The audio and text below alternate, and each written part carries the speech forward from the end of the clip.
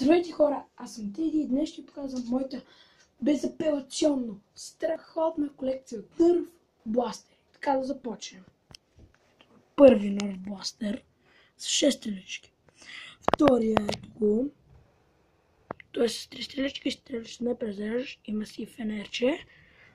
Този с един диск обаче, ето от тук се зарежда, дърпате, слагате и стреляте и пак по същия начин. Този също е така. Този обаче той е по друг начин. Тук са 5 дишчета, зареждат от тук горе и стрелят. Ето така представляват дисковете. Nerf, така. Ето и другия Nerf, той се разглабя, виждате как. Преме така. Разглобихме. Така разглобихме и това. И накрая това. И ето вижте какво малко бластерче пистолет. Може да ги сгубите като. Още това. После това. Това. Така. И накрая това. Ето така. И отново се получава голямо.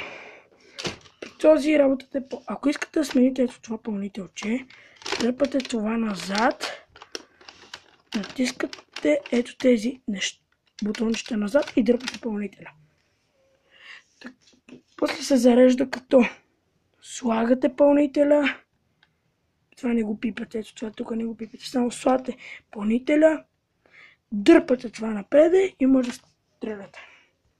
Така, това ще си го пише в описанието. И накрая Nerf Star Wars. Ето ги стреличките към него. Star Wars, Nerf. Ето, много ме кефи тоя. Може и това отгоре се маха и се получава и така. Но в коментарите искам да ми кажете как ви харесва повече. Така. Или с това отгоре. Така. Да се слага после. И готово. А това е моята Nerf жилетка. Така. Това беше видеото. Извинете, че не ритахме днес с F4, но сигурно утре. Други ден ще снимем такова видео. Пожелавам ви лек ден и ще се видим, когато се видим.